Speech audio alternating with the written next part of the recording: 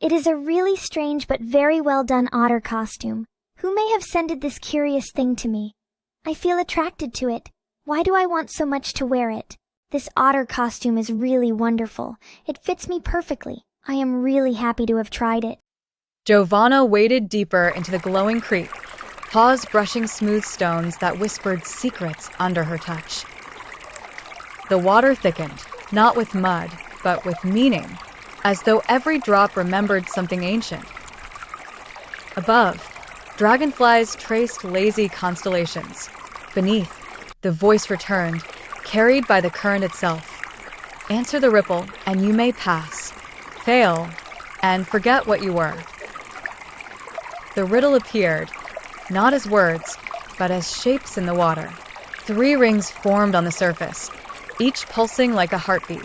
In their centers, a feather, a fishbone, and a curled leaf.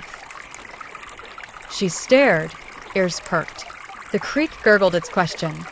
One floats always, one floats only in death, one floats for a season.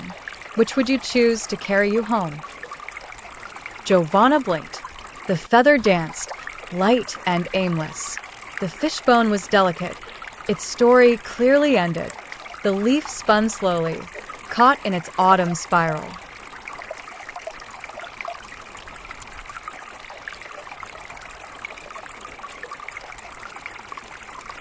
She thought of home, but what was home now? Her house, her old life, her human hands? Or this world of whispers? She stepped toward the feather, but it lifted too easily, drifting from her grasp. No anchor. The fishbone? It carried a chill. It told of endings. She stepped back. Then her gaze fell on the leaf, brown-edged but not brittle, alive in its descent. A season, a cycle, a change.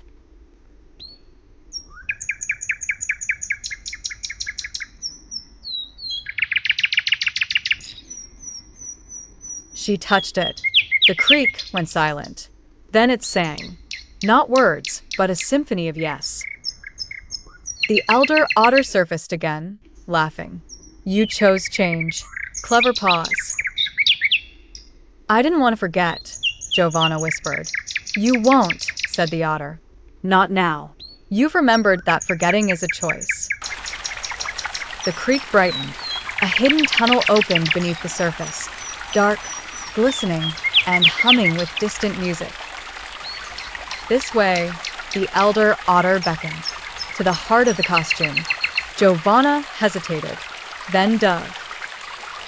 Coming next, the tunnel of pause, where Giovanna swims through forgotten dreams and uncovers the truth behind her transformation.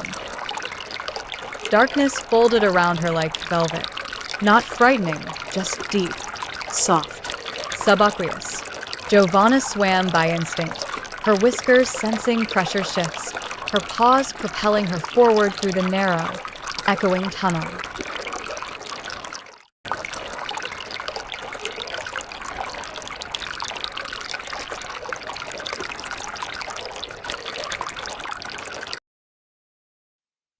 She wasn't alone.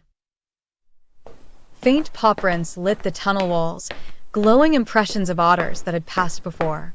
Some large, some small, some oddly familiar. The tunnel didn't echo with sound, but with memory. Laughter trickled through the stone like music from another life. A vision bloomed beside her. A young girl, herself, kneeling beside a pond, tossing breadcrumbs to ducks.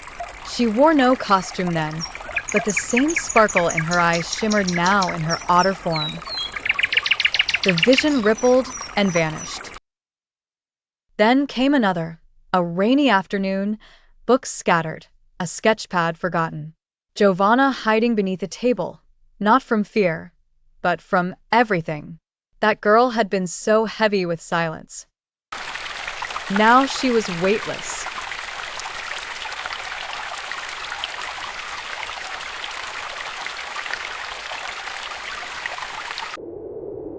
The tunnel curved, and with it came color. Golden swirls, flickers of lavender, and spirals that smelled like cinnamon and sea breeze.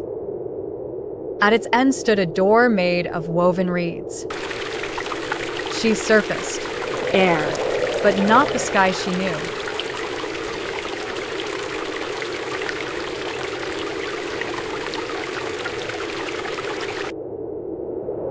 Overhead shimmered a ceiling of crystal, stars embedded in stone. Beneath her, lily pads bloomed with fireflies.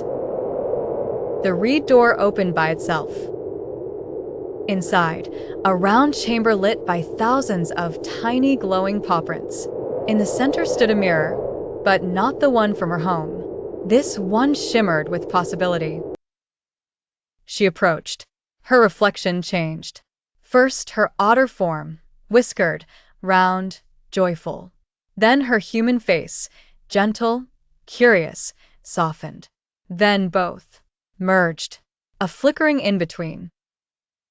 The elder otter reappeared, circling the mirror. "This is you," they said.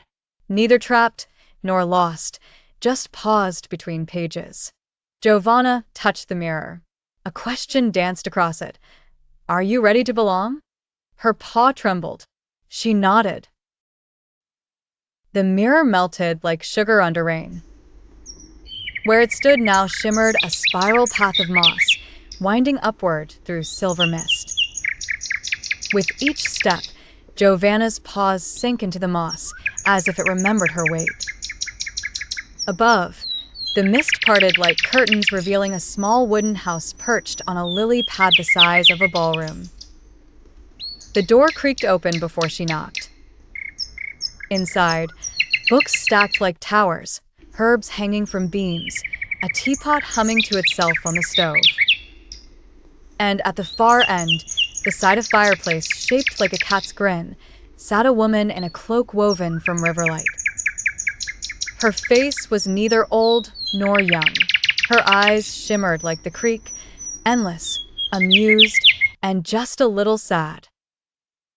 "Ah," said the witch, without rising, "you came all the way on paw and purpose."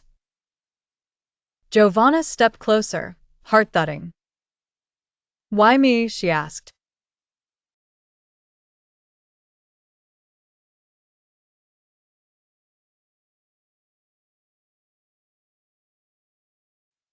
The witch smiled and poured tea into 2 walnut shell cups. "Because you were forgetting who you were, and otters don't forget joy for long."